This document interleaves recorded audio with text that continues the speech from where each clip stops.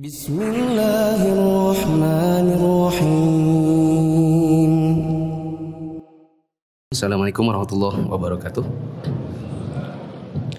Alhamdulillah wassalatu wassalamu ala rasulillah. Hadirin jamaah yang dirahmati Allah, kita bersyukur kepada Allah pada kesempatan malam hari ini kita bisa melanjutkan kembali pembahasan Rasyul Barat Syarah Al-Adab Al-Mufrad. Sebelum kita masuk dalam bab baru, ada yang ingin saya koreksi sedikit dari pertemuan Selasa minggu lalu. Di Selasa minggu lalu saya ada tuliskan satu syair tentang 6 ghibah yang boleh, dan bisa dibuka di catatan yang minggu lalu. Nanti saya perbaiki sedikit harokatnya. Ada mulai sabi ghibati fi sittatin muzallimin wa adunafin, terus wa muzhirin fisqan wa mustaftin wa man talaba al-i'anata li izalati mungkari.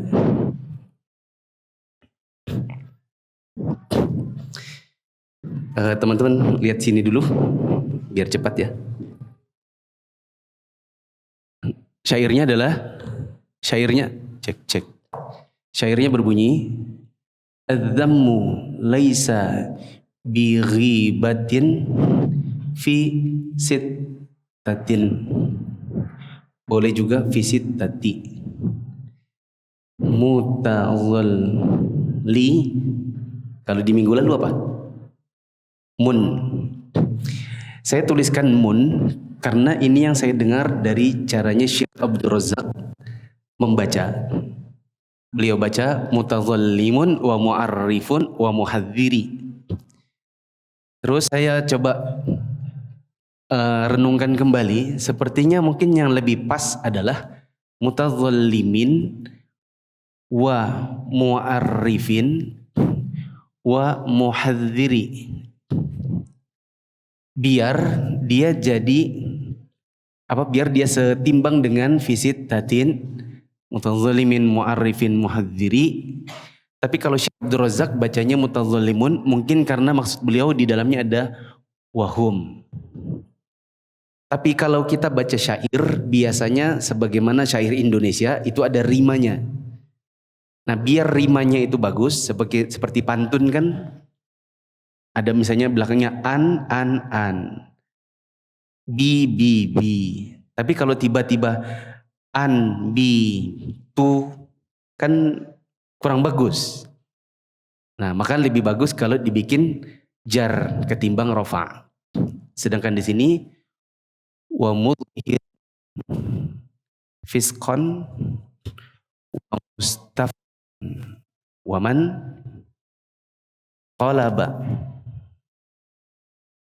talabal i'anata li izalati mungkari.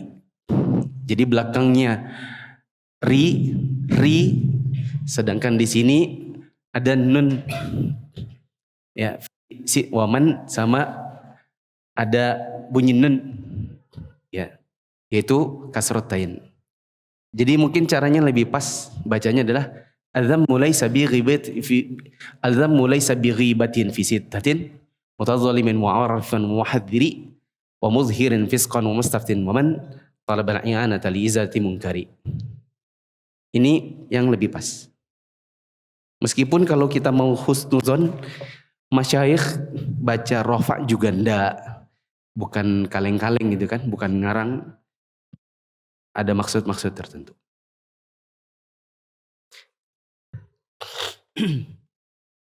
Ini sedikit revisi untuk Selasa lalu. Kemudian jemaah yang dirahmati Allah, kita buka di bab yang terakhir, yaitu bab 142. Sebelum 142 saya ingin tambahkan lagi bab yang sebelumnya, yaitu bab 140 bab 140 tentang harta yang baik bagi orang-orang yang soleh. Ya, boleh antum tambahkan di dekat-dekat kandungan hadis. Di sini ada faedah bagi orang yang kaya sebaiknya jadi donatur di bidang dakwah. Faedah untuk yang kaya sangat didorong untuk jadi donatur untuk dakwah. Karena dalam mengembangkan dakwah, agar Islam ini bisa dipelajari oleh kaum muslimin yang belum mengenal Islam dengan baik, sangat butuh dana. Kayak sekarang ini kita kajian sambil di live-kan. Live ini kan butuh laptop. Laptopnya kalau cuma 5 juta nggak kuat. Itu kalau nggak salah itu laptop 36 juta. Saya ingat karena yang ngasih Ikhwan Samarinda. Kamera ini kamera 38 juta. Paling minim mungkin lampu berapa ratus ribu. Kita butuh yang namanya dana. Kalau seandainya tanpa dana, ya sudah berarti yang bisa belajar hanya yang dalam masjid ini. Dengan kehadiran donatur, mungkin di luar sana ada ibu-ibu yang haid, pengen ikut kajian tapi tidak bisa ke masjid. Akhirnya mereka bisa menikmati kajian, mendengarkan faedah ilmu dengan adanya orang yang memberikan donasi sehingga muncul live-nya. Oh ya, live itu kan juga berbiaya. Dibutuhkan langganan orbit. Seperti itu. Maka kalau teman-teman merasa insya Allah saya punya kelebihan harta, daripada cuma misalnya dibuat hal-hal yang mubah saja, ya jalan-jalan, cuma beli apa, lagi pengen beli jam tangan, sudah ada jam tangan, ada yang bagus beli lagi, koleksi. Mendingan dijadikan donasi buat dakwah supaya kaum muslimin di belahan dunia manapun bisa mendapatkan ilmu. Kemudian jemaah yang dirahmati Allah, satu lagi di bab 141 tentang orang yang aman di tempatnya. Ini kemarin kita bahas di BDI. Boleh antum tambahkan dekat kandungan hadis di halaman 309, di situ ada tempat-tempat kosong. Tambahkan yang sering bikin orang kurang bersyukur terhadap nikmat yang dia punya.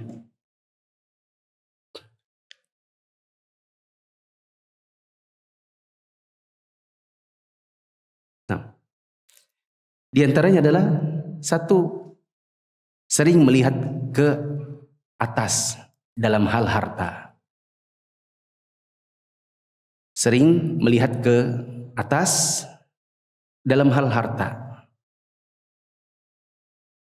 Seandainya seseorang itu punya sikap qanaah, dia senantiasa melihat yang di bawah, maka dia akan lebih merasakan nikmat Allah pada dirinya. Sebagaimana Nabi SAW pernah mengatakan, "Unzur ila man huwa asfala minkum, wa la tanzuru ila man huwa fawqakum, dzalika ajdaru alla tazdaru ni'matallahi 'alaikum." Senantiasa lihat dengan yang di bawah. Jangan sering lihat yang di atas. Karena sering melihat yang di bawah akan lebih menjaga hatimu dari meremehkan nikmat Allah yang ada pada dirimu. Bab 141 ini kan kita bicara tentang orang yang mendapatkan nikmat berupa rasa aman dalam jiwa. Pagi bangun dalam kondisi aman, tentram, tenang. Tidak sebagaimana orang-orang yang mungkin hidup di tempat-tempat peperangan. Mereka bangun dalam kondisi ketakutan, tidur dalam kondisi ketakutan, dalam rumah pun ketakutan. Sedangkan yang disebutkan Nabi SAW di bab 141 ini tentang orang yang dia bangun kondisinya aman. Ini nikmat yang luar biasa. Bahkan sebagian ulama mengatakan ini nikmat yang terbesar. Kalau seluruh nikmat kita gabungkan yang ada di dunia, kemudian kita pilih mau di grade nomor 1 itu apa, maka nomor 1 adalah aman. Dia masih di atasnya sehat. Biar sehat kalau ketakutan nggak tenang. Apalagi harta jauh di bawah. Karena meskipun kaya, kalau tidak tenang, tidak aman, maka tidak ada manfaatnya kita punya harta. Makanya Nabi mengatakan yang di bagian pertama, man asbaha aminan fi sirbih. Barang siapa yang pagi hari dalam kondisi aman. Jadi nomor satu aman. Yang kedua adalah mu'afan fi jasadi, punya kesehatan. Yang ketiga, indahu ta'amu yaumi, dia punya makanan untuk hari itu saja. Tidak mesti berlebihan, tidak mesti ada yang bisa disimpan. Kalau dia sudah punya tiga-tiganya ini, aman, sehat, makanan, maka seolah-olah satu dunia terhimpun pada dirinya. Nah, yang masalahnya adalah kalau seandainya kita sering melihat orang lain dalam hal harta ini ngelihatnya ke atas, maka rasa aman, kesehatan, punya makanan jadi tidak berharga. Ngelihat handphonenya orang, wih, masya Allah ya, handphonenya bisa lipat-lipat. Kapan punya begitu? Hari itu tuh sebenarnya udah punya makanan, nggak kelaparan. Itu jadi kayak apa manfaatnya makanan hari ini kalau saya nggak punya handphone seperti itu? Ngelihat tetangganya sudah punya mobil berkendaraan roda 4, dia bilang kapan saya punya roda 4? Sebenarnya hari itu sehat, dia nggak tahu aja tetangganya itu punya roda 4 buat antar bolak-balik ke rumah sakit. Tetangganya punya roda 4 buat dia bolak-balik kontrol kesehatan. Kita roda 2 tapi kemana-mana itu sehat. Coba kalau ditanya pilih mana? Pilihnya sehat roda 4. Gitu kan?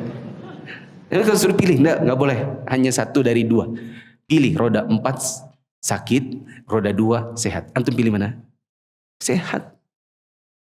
Cuma karena kita sering lihat, masya Allah orang lain, masya Allah orang lain. Jadinya apa yang kita punya di hari itu jadi kayak kurang berharga gitu. Ya. Ini satu. Yang kedua, yang sering bikin kita kurang bersyukur juga adalah terlalu sering menyesali yang telah berlalu. Terlalu sering menyesali yang telah berlalu. Misalnya depresi gara-gara tidak jadi nikah. Depresi karena proyeknya nggak tembus. Sedih karena misalnya uangnya kebobolan. Gara-gara ditelepon sama entah siapa. Ditelepon, permisi kak, apakah sudah install aplikasi IKTP?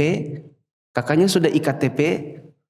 Oh belum. Oh gini kak, ini ada aplikasi. Nanti kakaknya bisa melakukan ini. Tergoda. Dikirim aplikasi, ternyata bukan lewat Play Store tapi .apk.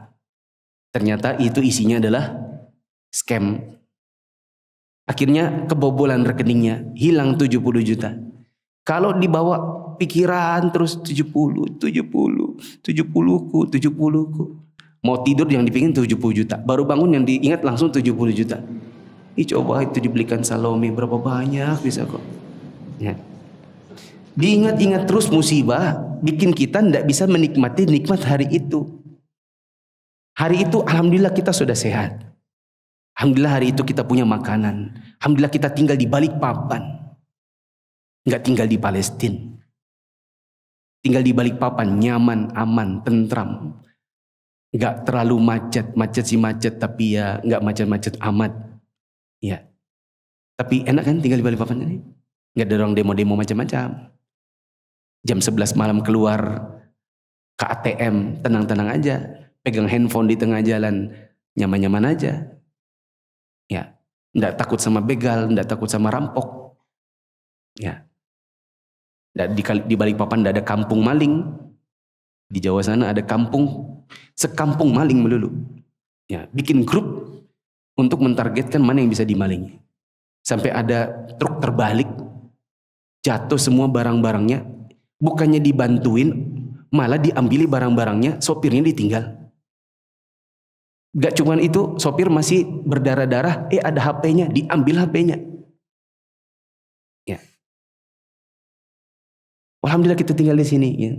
Tapi kalau kita ingat terus yang 70 juta tadi, ingat terus yang gak jadi nikah tadi, ya akhirnya nikmat di hari itu jadi tidak ada rasanya. Yang ketiga, yang bikin kita jadi kurang bersyukur adalah terlalu overthinking dengan masa depan. Terlalu overthinking dengan masa depan. Terlalu mengkhawatirkan apa yang akan terjadi di masa mendatang. Padahal kita hidup pun belum tentu ya. Sepanjang nanti ketemu dengan yang lagi difikirkan.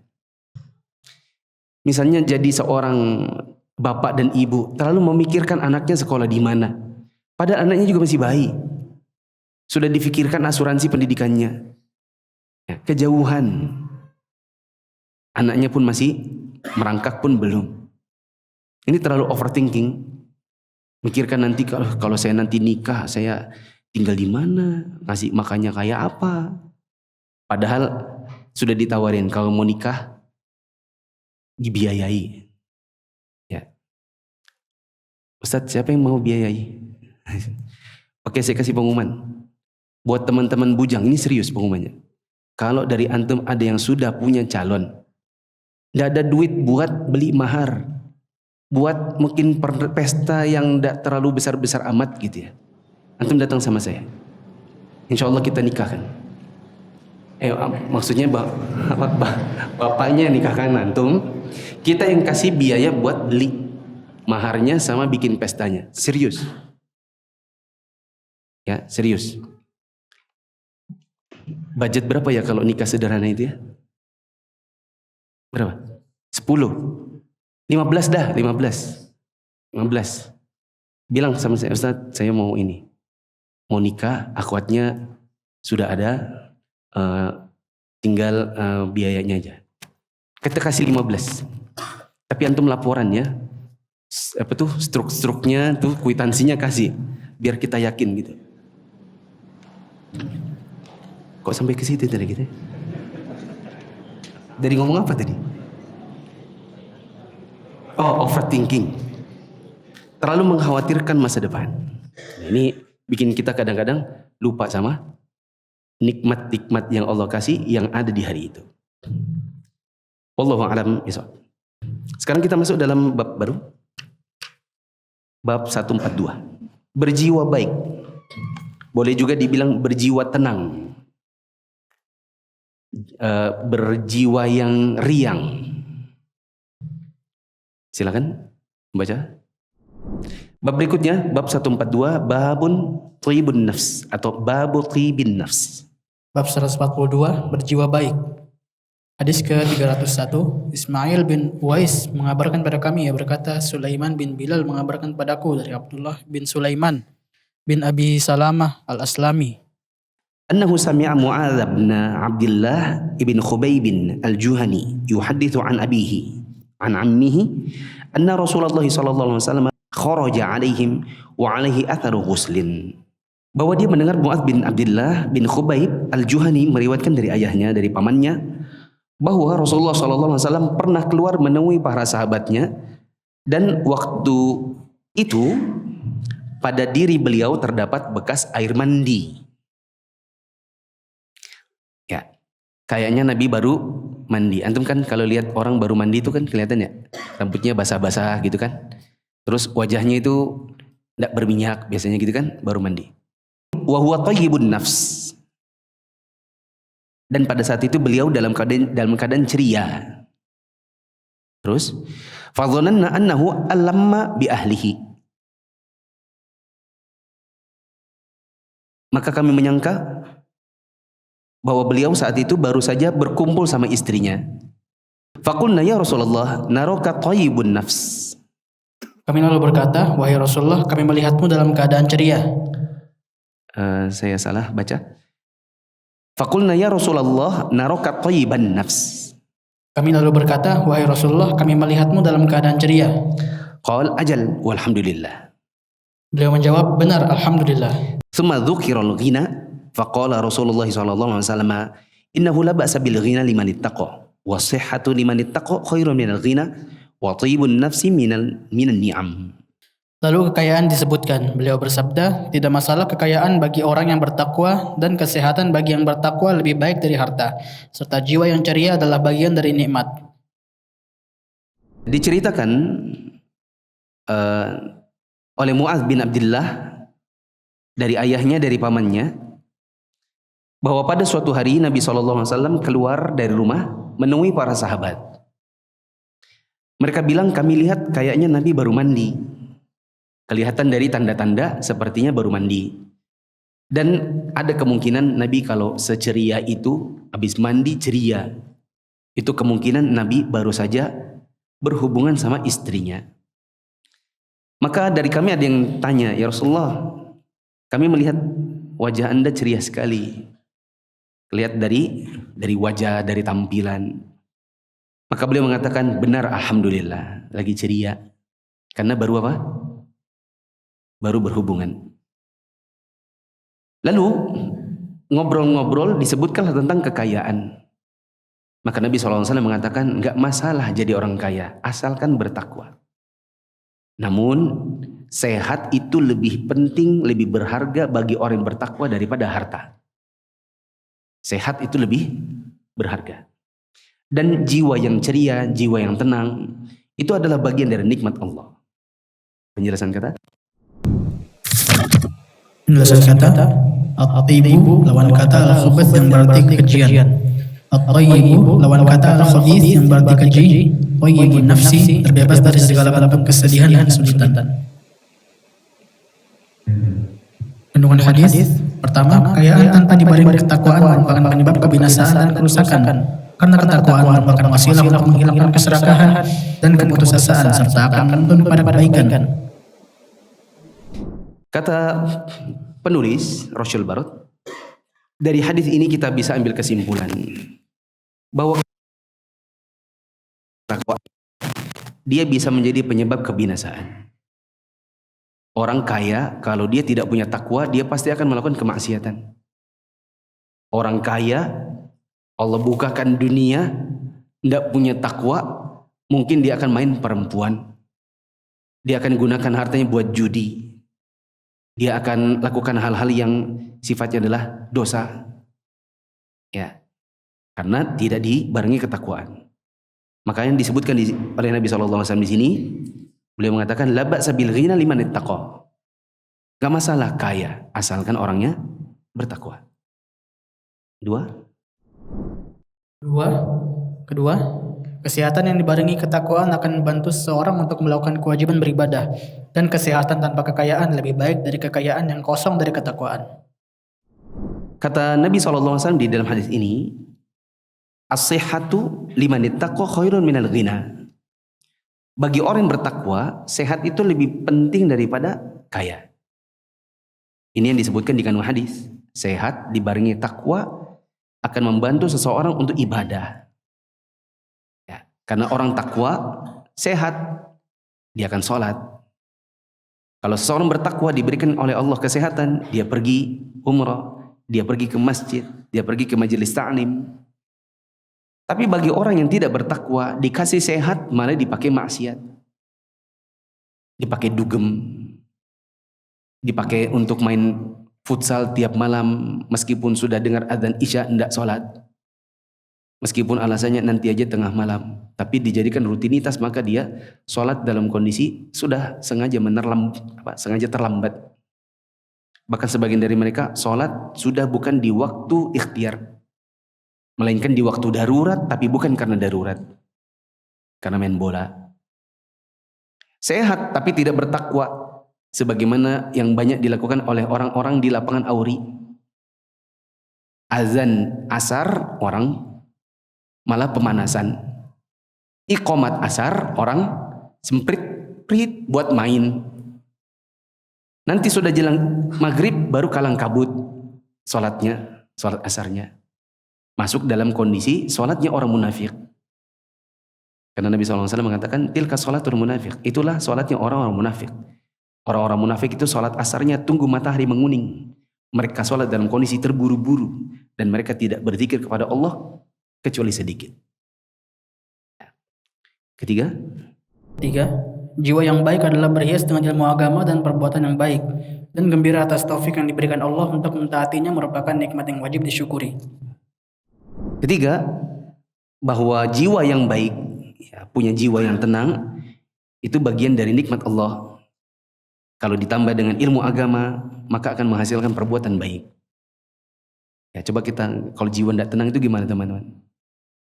Misalnya orang dikejar-kejar hutang itu. Mau tidur tenang dia? Tidak tenang. Ya, dia langsung cepat-cepat matikan HP. Khawatir sudah mau tidur masih di japri. Ditunggu hutangnya besok. Ya. Mau keluar pagi, aduh mendingan malam aja. Takut ketemu dengan yang nagih hutang. Mau keluar rumah takut ketemu sama debt kolektornya. Begitu sampai di lampu merah ketakutan, takutnya ada yang ngambil, langsung dirampas motor yang masih dicicilnya. Ya. Maka kalau kita punya jiwa yang tenang, itu Masya Allah. Jiwa yang tenang ya nggak punya masalah. Bertakwa, ibadah, syukur. Kemudian nggak punya musuh, punya banyak teman, punya istri yang menenangkan, punya anak-anak yang enak dipandang. Hidup tenang kayak gitu tuh bagian dari nikmat. Ya. Tidak ada di dekat situ, silakan ditambahkan nomor 4. Kandungan hadis yang keempat, ketenangan hidup didapatkan dari jalan menikah.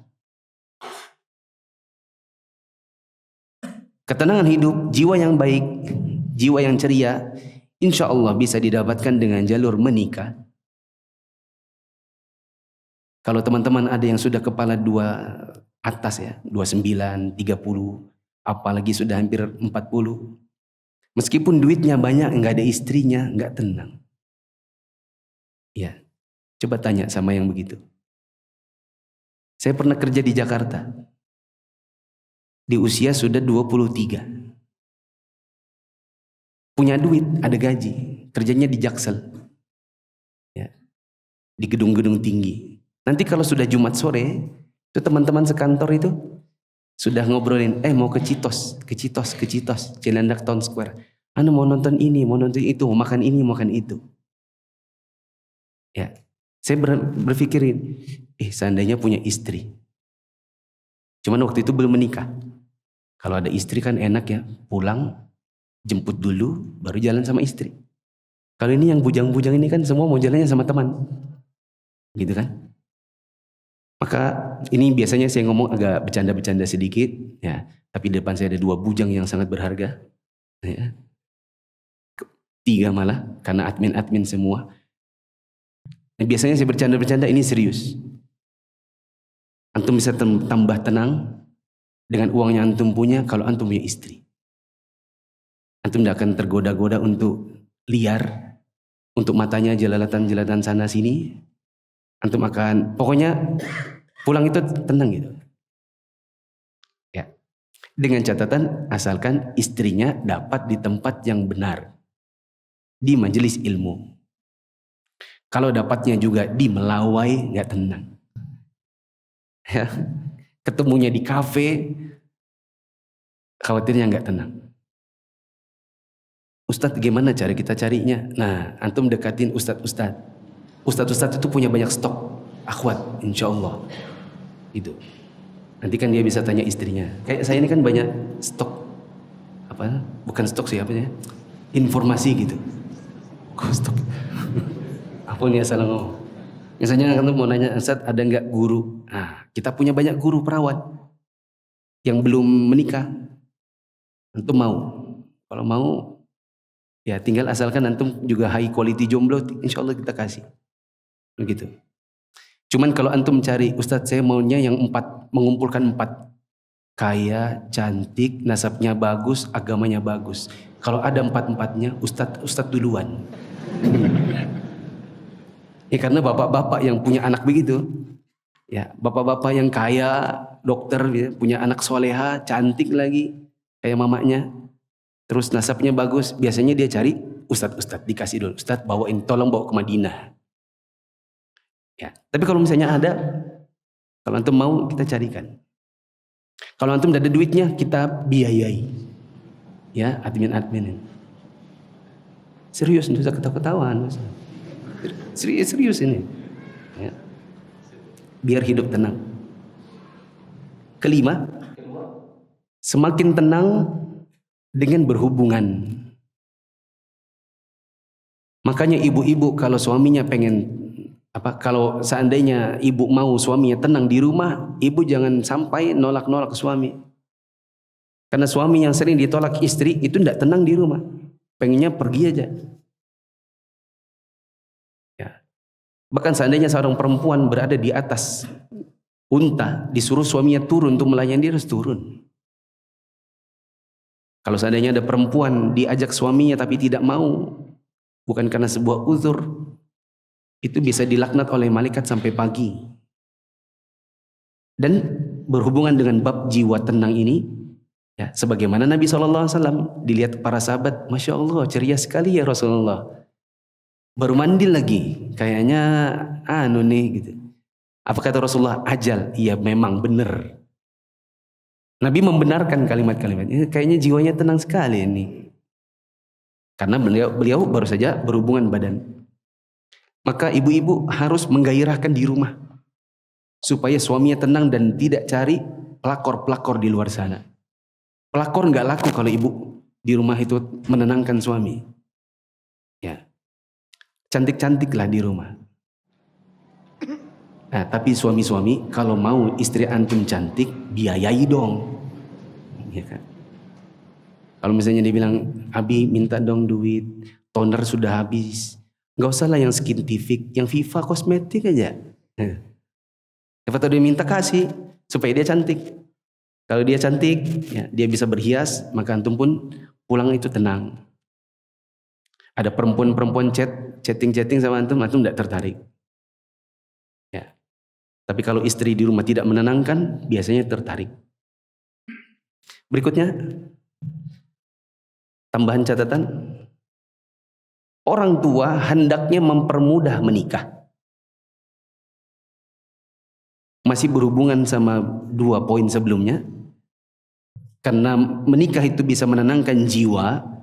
Maka kata Syekh Abdul Razak di dalam kajian beliau, saya dengarkan, beliau bilang ada faedah, hendaknya orang tua itu mempermudah pernikahan. Apalagi orang tuanya si perempuan, jangan sampai dia mempersulit. Ada sebagian orang tua, termasuk ya di Balikpapan ini, nah, kalau anaknya mau dilamar orang itu dikasih uang panaik sebesar-besarnya, diminta 200 juta, 300 juta. Ya, pada seandainya dia bisa menikah dengan cara yang mudah, yang maharnya murah, insya Allah Allah kasih keberkahan pada mereka. Ya. Nabi SAW mengatakan, illa taf'alu takun fitnatun fil ardi wa fasadun arid. Kalau seandainya datang pemuda-pemuda yang soleh, maka nikahkanlah. Karena kalau tidak dinikahkan, khawatirnya nanti terjadi kerusakan dan fitnah di muka bumi. Ya. Kasihan pemuda yang soleh nggak dapat wanita yang soleha. Ada yang ketemu yang soleh dengan ketemu soleha, tetapi terkendala oleh duit panaik. Akhirnya bisa jadi berzina. Yang soleh hilang kesolehannya, yang soleh hilang kesolehannya. Nah. Mau azan? Azan dulu. Allahu Akbar, Allahu Akbar, Allahu Akbar, Allahu Akbar. Ashhadu an la ilaha illallah.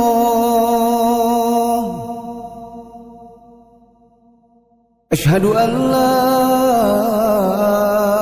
إله إلا الله. أشهد أن محمدا رسول الله. أشهد أن محمدا رسول الله. حي على الصلاة،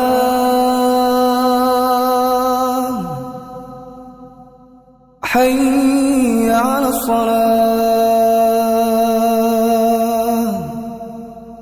حي على الفلاح، حي على الفلاح.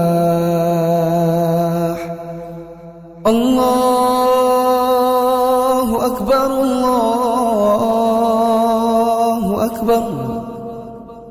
لا إله إلا الله.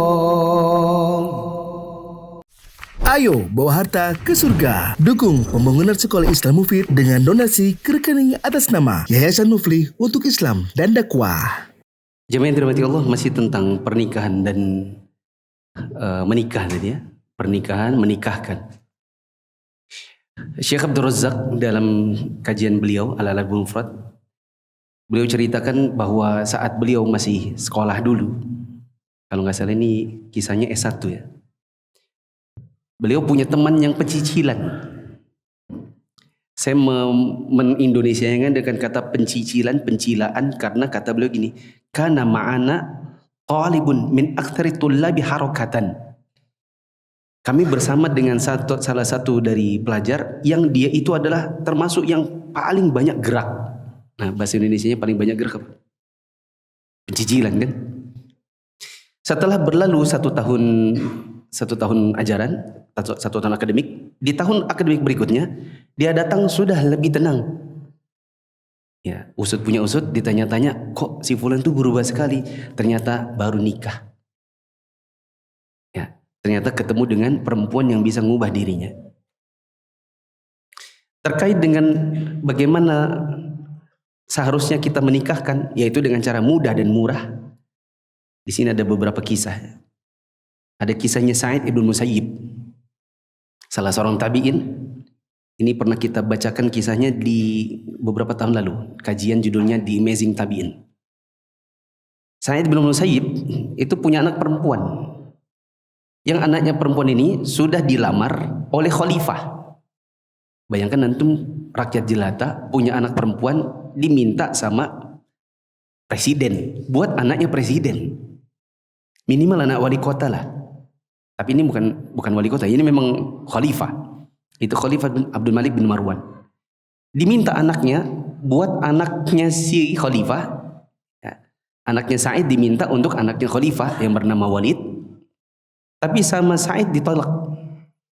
Alasannya Sa'id, soalnya khawatir anak saya ini soalnya terlalu solehah, terlalu berharga untuk diglamori. Khawatir kalau nanti dia masuk istana, dia kenal dengan harta, kesolehannya hilang. Maka ditolak. Dinikahkan sama siapa? Sama anak kajian yang bernama Abdullah bin Abi Wada'ah. Abdullah bin Abi Wada'ah ini pernah tidak hadir kajian. Maka Sa'id tanya, kok kamu gak kelihatan di kajian? Oh ya, saya lagi ada urusan bla bla bla. Singkat kata, dipanggil sama Sa'id kalau bisa ke rumah. Ya, setelah sampai di rumah, dipertemukan sama anaknya Sa'id, kalau kamu mau saya nikahkan. Ya, meskipun kamu ini miskin, tapi masalahnya engkau soleh, ya, rajin pengajian. Coba yang merasa soleh dan rajin pengajian, coba. Siapa tahu ada akhwat-akhwat di atas sana. Nanti bisa disambungkan. Ya, Sa'id ini lebih pilih orang biasa ketimbang anak khalifah. Syekh Muhammad bin Shalih Al-Utsaimin, beliau pernah didatangi oleh seorang pemuda namanya Khalid Musleh. Ya, dia bilang, Syekh, saya pengen nikah. Syekh bilang, ya kalau nanti ada kira-kira 1 minggu saya kabari. Berlalu waktu 1 minggu kira-kira, Syekh Utsaimin datang sama dia. Kamu mau nikah? Saya ada anak. Anak saya ada yang perempuan. Dijadikanlah Khalid Musleh sebagai menantunya. Nah, tapi Khalid Musleh ini siapa? Syekh Utsaimin itu selama 1 minggu ternyata tanya-tanya, gali-gali siapa Khalid Musleh. Dan didapati dia adalah salah seorang penuntut ilmu. Dan saya pernah langsung duduk di kajian beliau di Masjidil Haram. Itu Syekh Khalid Musleh. Dr. Khalid Musleh. Saya kenal pemuda, dia nikah di sebuah kampung. Akhwatnya itu minta mahar 3. 1 cincin 2 gram. Atau intinya perhiasan 2 gram. Alasannya siapa tahu ternyata suami meninggal tiba-tiba ada simpanan. Yaitu mahar. Berapa gram?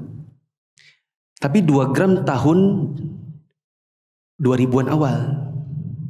Ya, 2009 lebih tepatnya. 2 gram di tahun itu adalah sekitar 700.000. Kalau sekarang sudah 4 juta kan. Yang kedua, isinya adalah surat cinta dan komitmen untuk menjaga si istri. Yang ketiga, diminta sekitar 5 ayat yang isinya adalah doa agar berumah tangga dengan tenang, punya anak-anak yang menenangkan. Cuma itu, riasan, surat, ayat. Pemuda ini namanya Muflis Fitra. Hidup tenang. Tidak macam-macam. Ya, mama saya telepon sama mamanya istri saya. Bu, berapa uang pernikahannya? Mungkin mertua saya ada di atas mungkin. Mungkin ya, saya tidak tahu juga. Berapa uang pernikahannya? 10 juta. Hah? 10 juta saja? Karena di Balikpapan 10 juta dapat apa coba? 10 juta? Mungkin nikah-nikah biasa begitu kan? Tidak bisa di gedung kelandasan itu apa namanya? Parkiran itu kan? Tidak bisa di situ. Mungkin pernikahan sangat sederhana 10 juta. Apalagi yang diundang ratusan orang. Ya. Iya enggak apa-apa karena di sini orang sudah terbiasa bikin pernikahan itu saling bantu tetangga. Nanti panggungnya kita pakai bambu-bambu dan pohon kelapa. Ya, makanannya biasanya tetangga itu saling membantu. Sudah nanti 10 juta cukup. Ya. Maka mudahkan dan murahkan pernikahan. Kemudian catatan berikutnya. Jiwa yang tenang itu nikmat. Jiwa yang tenang itu nikmat. Sekarang faedah yang terakhir. Yang benar, ketenangan itu bukan dengan harta dan kesehatan. Ketenangan yang benar itu adalah bila bertakwa, beriman, berzikir kepada Allah, tawakal, taat. Jadi muslim taat itu tenang. Ya, bersyukur. Adapun muslim suka maksiat biasanya hidupnya tidak tenang. Kembali lagi kepada hadis yang dulu yang dibahas beberapa minggu lalu. Wal ithmu mahakka fi nafsik wal karita an yattali alaihin nas. Dosa itu adalah sesuatu yang membuat dirimu gelisah dan kamu takut kalau orang lain tahu. Ya, berarti kalau jiwanya ingin tenang, maka maksiat harus dibuang.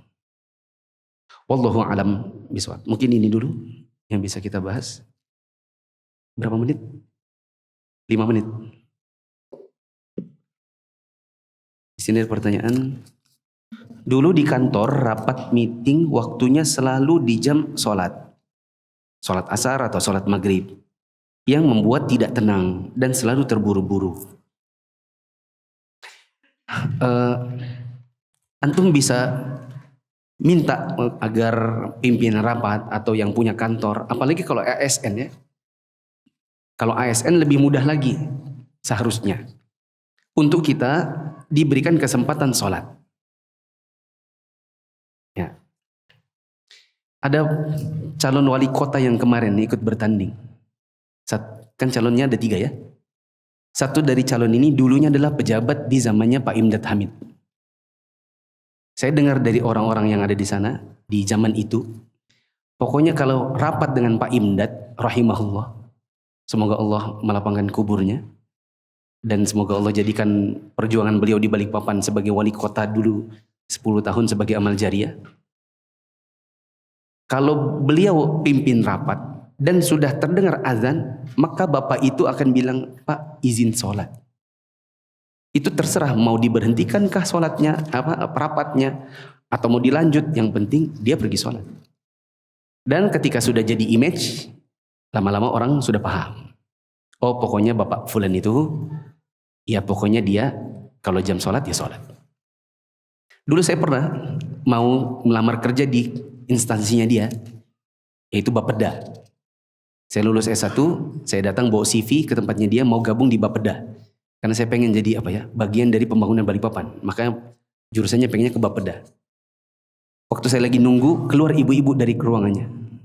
Ibu-ibu itu bilang gini, ya, saya dengar ibu-ibu itu ngomong, susah katanya. Susah orangnya. Ada yang nyahut di dekat saya. Susah kenapa Bu? Udah bisa dikasih uang. Udah bisa dikasih uang gitu. Susah. Maksudnya mungkin ibu itu butuh sesuatu, pengen nembusin pakai duit gitu kan. Ya, dia keluar dari ruangan, dia bilang susah. Soalnya nggak bisa dikasih duit. Ya, yang seperti itu pejabat tenang. Kalau gitu, kalau memang antum sudah lihat jelas ini waktunya sholat, maka sholat. Jangan sampai ditunda-tunda yang membuat kita malah sholat terburu-buru. Ustadz, berarti orang yang berpacaran terang-terangan di sosmed itu tidak termasuk kita menggibahinya ya? Iya. Yang terang-terangan memperlihatkan pacarannya di media sosial itu boleh digibahi. Karena bagian dari yang 6 itu. Yang ini. Muzhirin fiskon. Ini sekalian kasih artinya ya. Mencela itu tidak dianggap ghibah dan terlarang. Mencela secara terang-terangan itu tidak termasuk sebagai ghibah yang dilarang bagi 6 orang.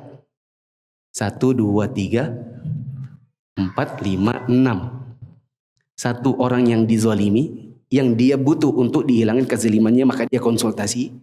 Atau dia ingin memberi ciri-ciri, misalnya dia bilang itu orangnya botak, tapi tidak berhina, melainkan cuma memberi ciri-ciri, mentahdir sebuah penyimpangan atau kesalahan, mengingatkan agar jangan sampai kesalahan itu dilakukan. Sama ini, muzhirin fiskon, yang memperlihatkan secara terang-terangan kefasikan, diantaranya pacaran. Orang yang sedang minta fatwa, ini yang kelima, minta fatwa, sama orang yang minta tolong untuk dihilangkan kemungkaran. Berarti kalau ada orang yang berpacaran, bikin media sosial, itu terang-terangan, itu boleh digibahi. Kita bilang si fulan itu dia melakukan maksiat, itu boleh. Artis-artis itu yang melakukan kemaksiatan di misalnya di film-filmnya, lalu kemudian dibicarakan orang, maka itu orang yang membicarakannya tidak berdosa. Tidak berdosa. Termasuk artis-artis yang di podcast ngaku, oh ini dulu sebenarnya saya sama suami saya untuk anak pertama itu adalah karena kenakalan, jadi itu bukan dalam pernikahan. Itu boleh dikasih tahu itu anak hasil zina. Boleh. Tidak berdosa. Ya. Bagaimana membedakan memperingatkan maksiat dengan menghina pelaku maksiat? Agar kita tidak termasuk orang yang jatuh maksiat yang hina. Ya, memperingatkan kemaksiatan dengan menghina pelakunya, itu bisa lihat dari intonasi, dari bahasa, dari tujuan, dari konteks, dari kondisi pembicaraan. Kalau misalnya kita hanya memberikan contoh misalnya kepada misalnya kepada kepada orang-orang, misalnya nih saya ngomong ini ya, saya kasih contoh. Ahmad Dhani, pentolannya Dewa 19 berkata bahwa orang yang suka mendengarkan musik itu tidak bisa menghafal Quran. Lalu dia berkata, saya termasuk di antaranya. Semua orang tahu kan? Dan kita tidak bermaksud menghina pelakunya, tetapi menggunakan kalimatnya untuk semakin memberikan pengarahan kepada orang yang masih suka mendengarkan musik.